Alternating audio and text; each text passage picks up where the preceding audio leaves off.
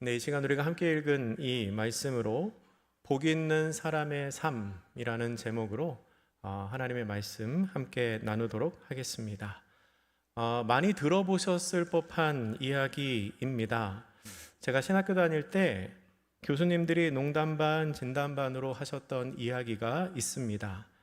성도님들이 좋아하는 설교를 하는 비결, 이거 많이 들어보셨죠? 성도님들이 좋아하는 설교를 하는 비결 두 가지. 뭘까요? 첫 번째는 설교를 짧게 끝내라. 그렇죠? 두 번째가 뭔지 아세요? 두 번째, 복 받는다는 설교를 해라. 설교를 짧게 끝내고 복 받는다는 설교를 하면 성도님들이 좋아한다. 제가 오늘 이 두 가지에 도전을 해보려고 합니다. 날도 많이 더운데 진짜 짧을지는 모르겠지만 복에 관한 이야기를 좀 하려고 합니다.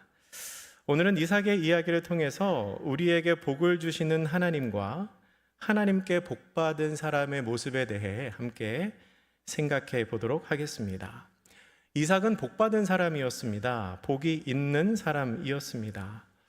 오늘 우리가 함께 읽은 본문에만 해도 이삭이 하나님으로부터 복을 받았다는 표현이 3번 나옵니다. 12절에도 나오고요, 24절에도 나오고 또 29절에도 나옵니다.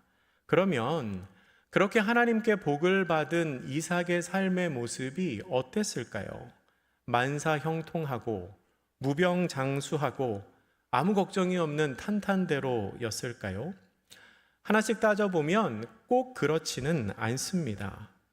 그럼에도 이삭은 분명히 하나님으로부터 복을 받은 사람입니다. 그리고 그가 받은 복은 우리가 일반적으로 생각하는 복을 받을 만한 상황에서 받은 복이 아니라는 것을 우리가 말씀을 통해 알 수 있습니다. 먼저 하나님께서는 약속의 땅이 아닌 곳에서도 복을 주십니다. 오늘 본문인 창세기 26장의 제일 처음 부분을 보면, 저희가 처음부터 읽진 않았죠?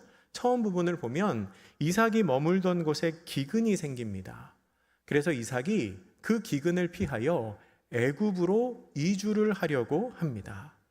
그런데 하나님이 막으시지요. 그러니까 이삭이 기근을 피하여 애굽으로 가던 중에 그랄 땅에 도착했을 때 하나님께서 이삭에게 나타나셔서 내가 내게 지시하는 땅에 거주하라. 이 땅에 거류하면 내가 너와 함께 있어 너에게 복을 주리라 라고 말씀을 하십니다. 그리고 그 말씀대로 하나님께서는 오늘 본문 12절 이하에서 이삭에게 큰 복을 주십니다. 12절과 13절은 이렇게 기록합니다. 이삭이 그 땅에서 농사하여 그 해에 100배나 얻었고 여호와께서 복을 주심으로 그 사람이 창대하고 왕성하여 마침내 거부가 되어. 아멘. 이삭은 그 땅에서 복을 받았습니다. 그런데 12절에서 말하는 그 땅은 사실 하나님께서 이삭의 아버지였던 아브라함에게 내가 너에게 주겠다고 한 그 약속의 땅도 아니었고요, 그리고 이삭이 가려고 했던 그 애굽도 아니었습니다.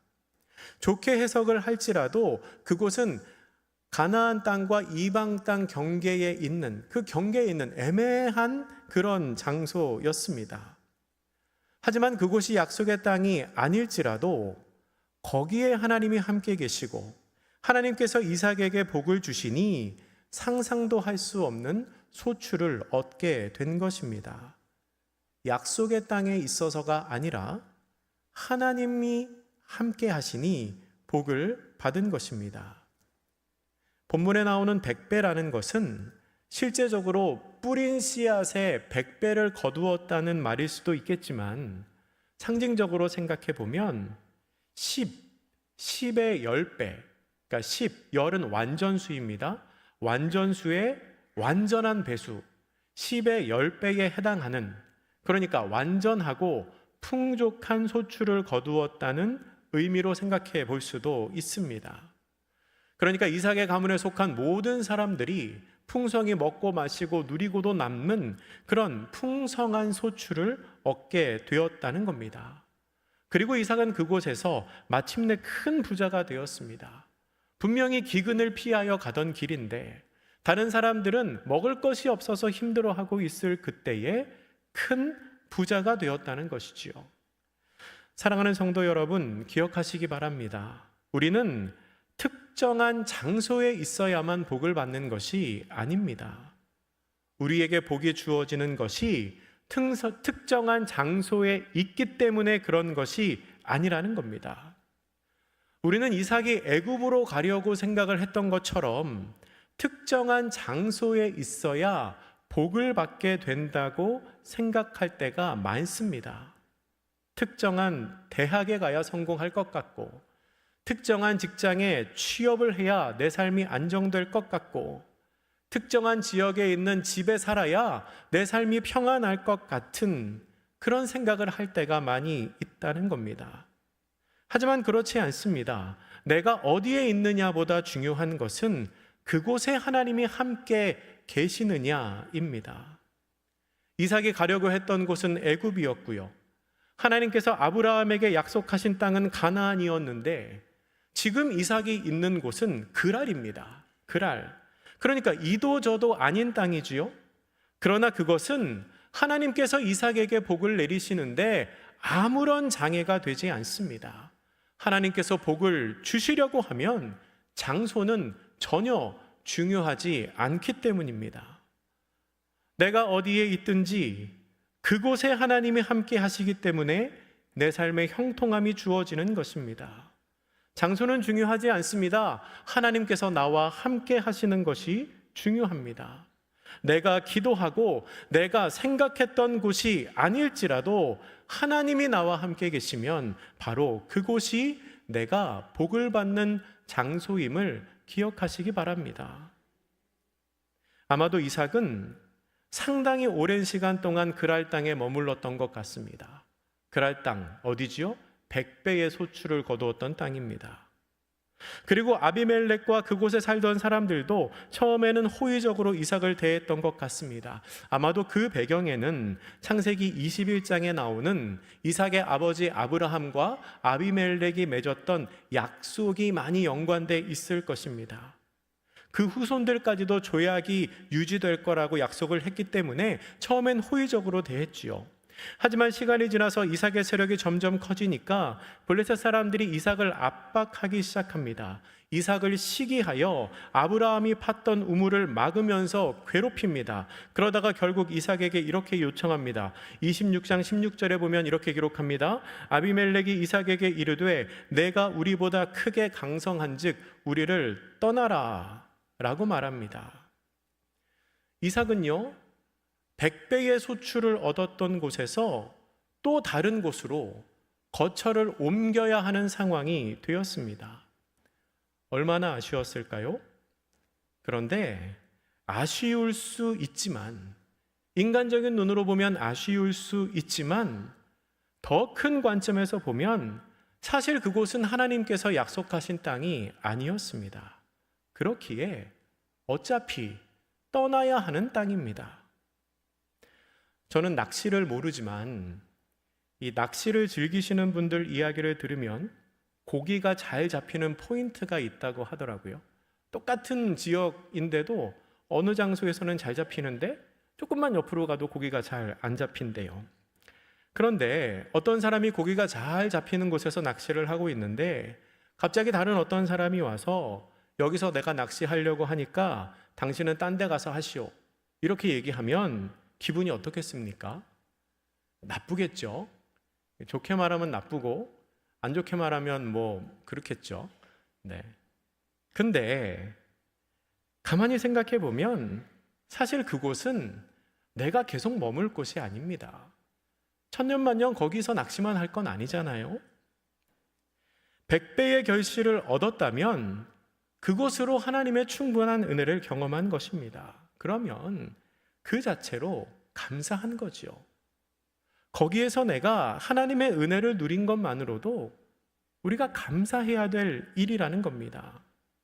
우리는 나의 목적지가 아닌 곳에서 떠나는 것을 너무 아쉬워할 필요가 없습니다. 물론 있던 곳이 편하고 익숙하지만 거기가 약속의 땅이 아니라면 어차피 떠나야 할 곳이기 때문입니다.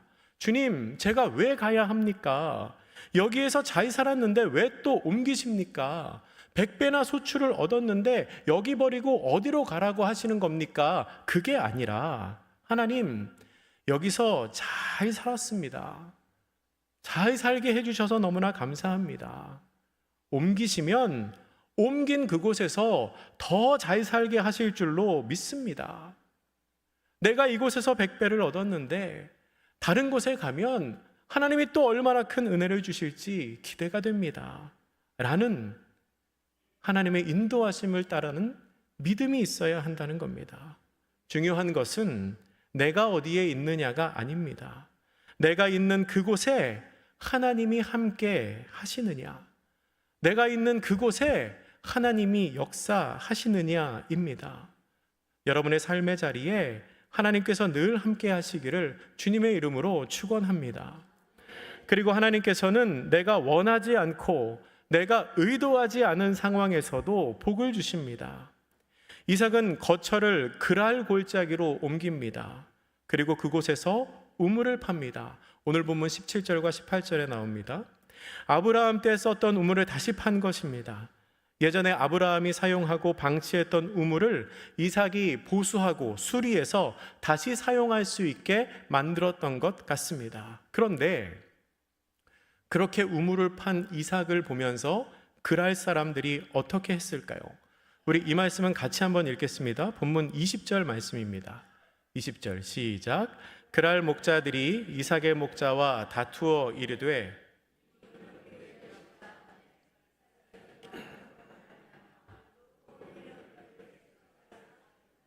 아멘. 그랄 사람들이요, 이삭이 우물을 파서 물을 쓰는 걸 보니까 억지를 부립니다. 억지를 부리면서 그 우물을 빼앗아갑니다. 본문에 나오는 에색은 다투다라는 뜻입니다. 그 후에 다른 우물을 또 팠는데요, 또 다투었습니다.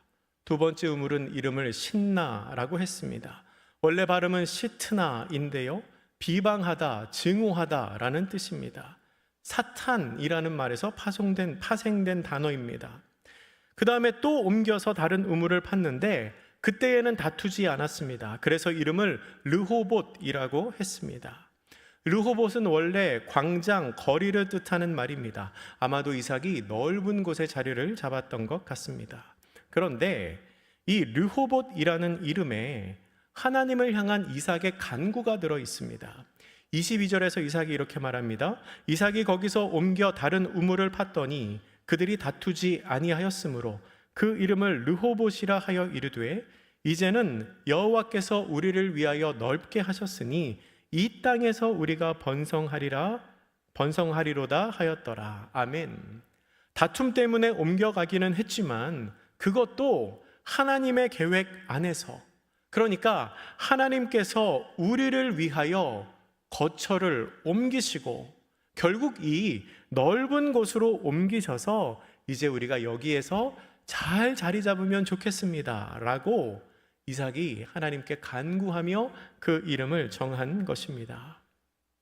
우리가 기억할 것은 이삭이 원하지도 않았고 이삭이 의도하지도 않았던 이동이었지만 에색과 신나가 없었으면 이 르호봇도 없었다는 것입니다. 그렇게 옮기시는 것 또한 하나님께서 이삭에게 복을 주시는 과정이었습니다.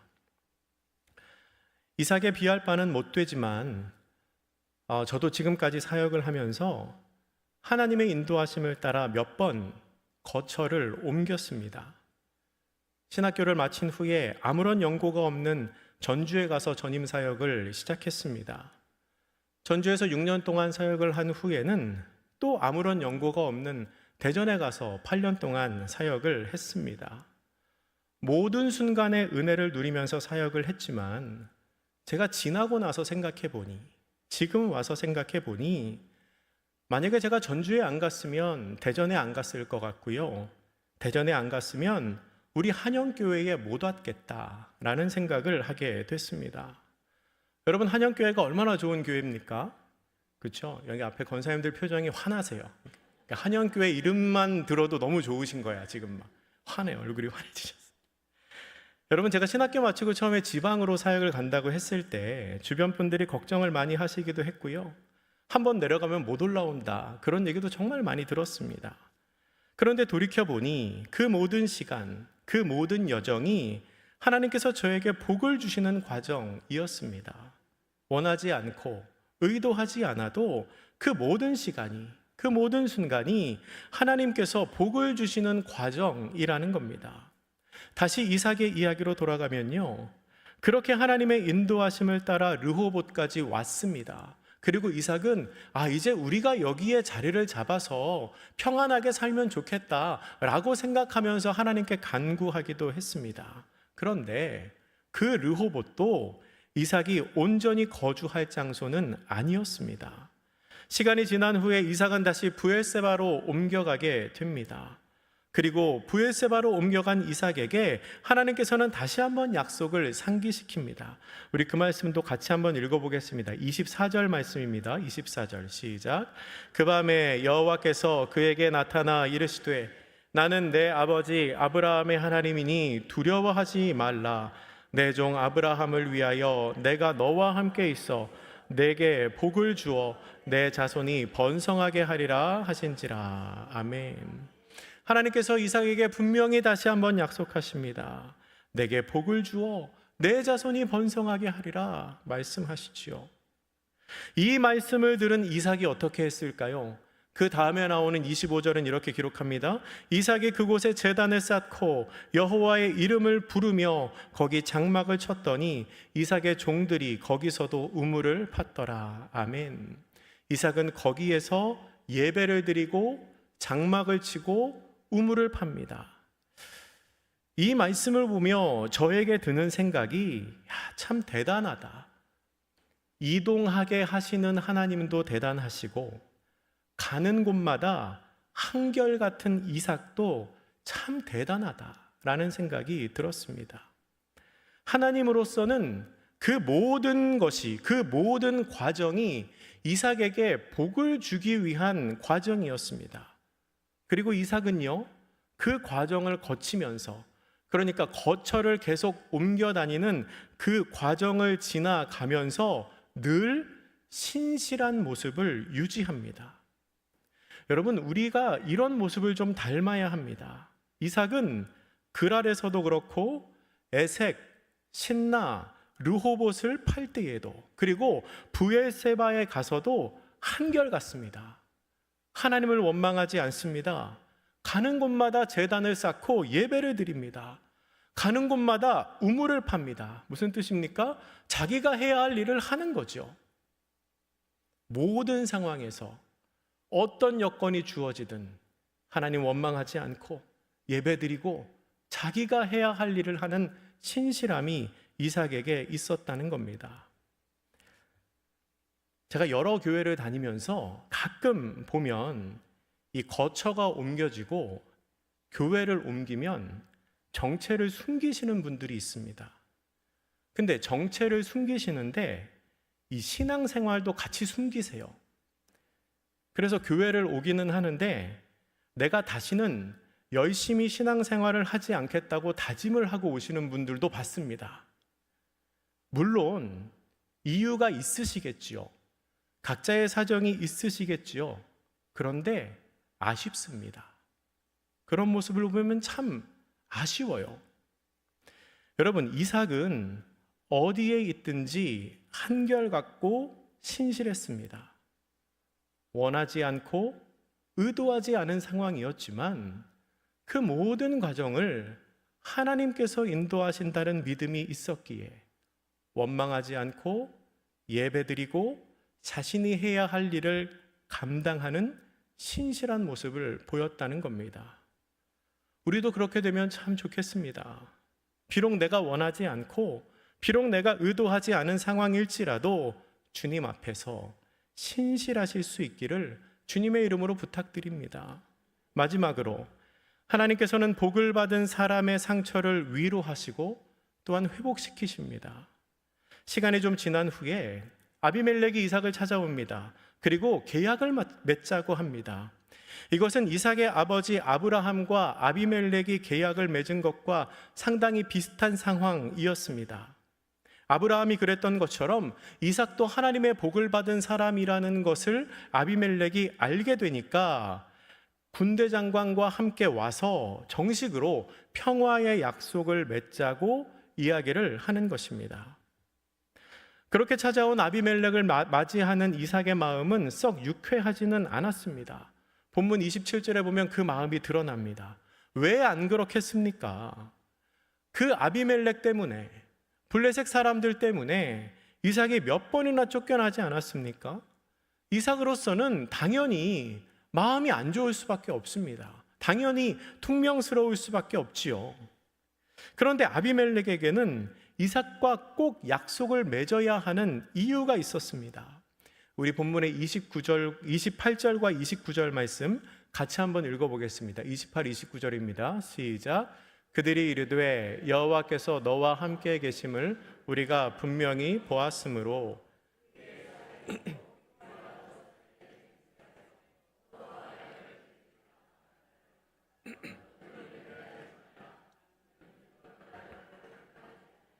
선한 일만 내게 행하여 내가 평안히 가게 하였음이니라.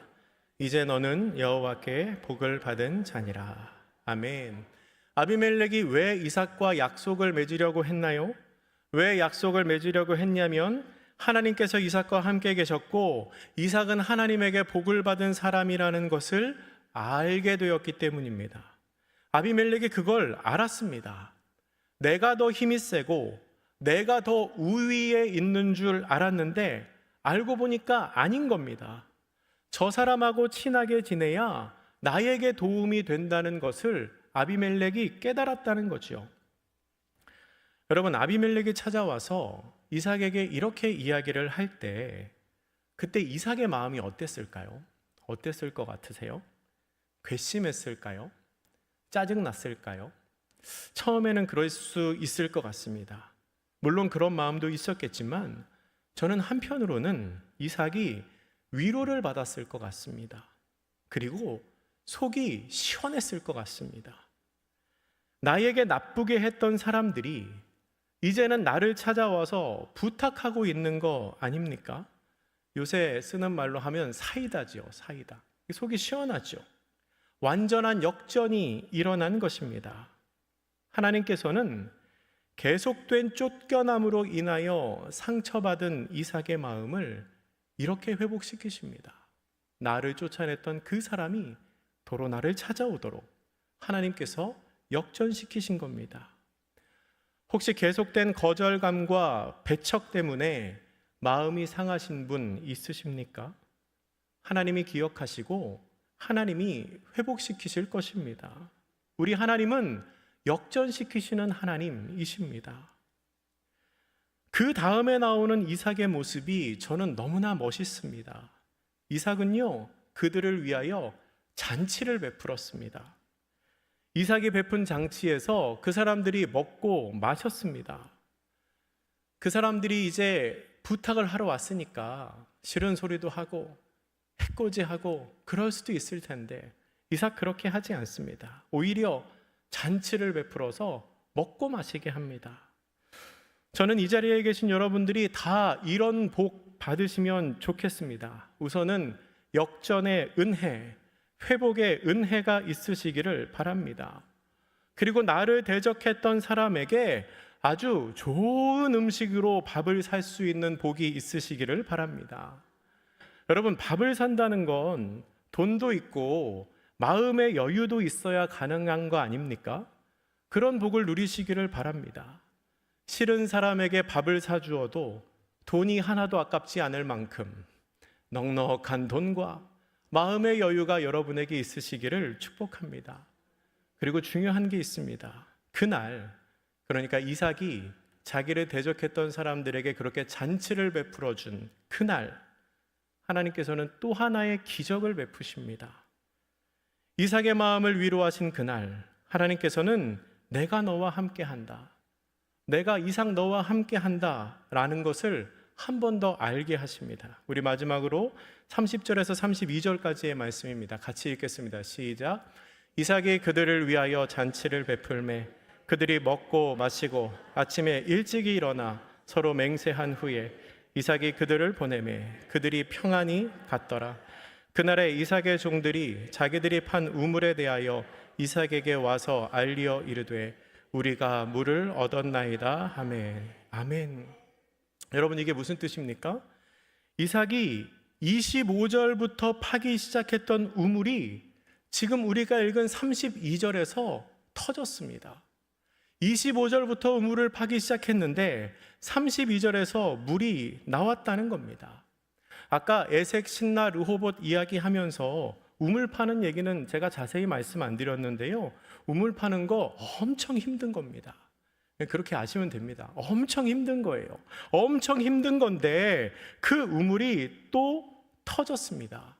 우물이 또 터졌다는 것은 하나님께서 이삭과 함께 하신다는 것을 보여주시는 사인입니다. 그런데 그 우물이 언제 터졌습니까?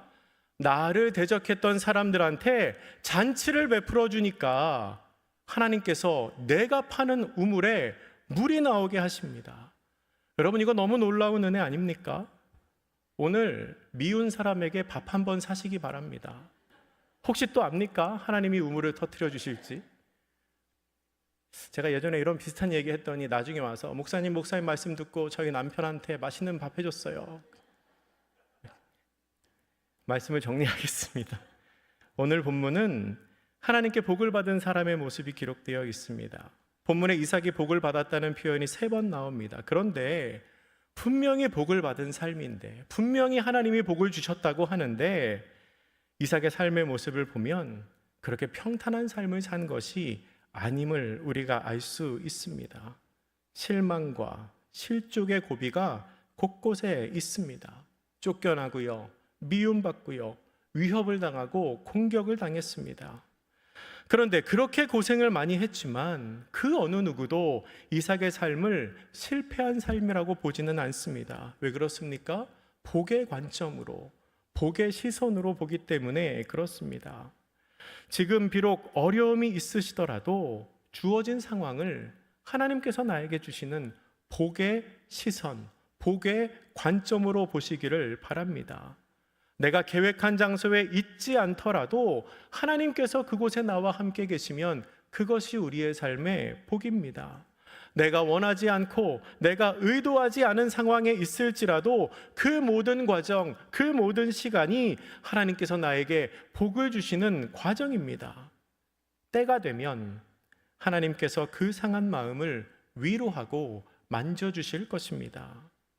우리가 해야 할 일은 그 어떤 상황에도 변하지 않는 모습, 변하지 않는 마음으로 하나님을 신뢰하고 신실하게 나의 하나님을 섬기는 것입니다. 그렇게 늘 우리 주님과 동행하며 하나님이 주시는 복을 누리시는 복된 성도님들 되시기를 주님의 이름으로 축복합니다. 기도하겠습니다. 사랑의 하나님, 창세기 26장 말씀을 통하여 하나님께 복받은 사람 이삭의 모습을 함께 나누게 하시니 감사합니다. 주님께서 이삭에게 복을 주셨던 것처럼 저희들에게도 하나님의 복을 허락하여 주시옵소서.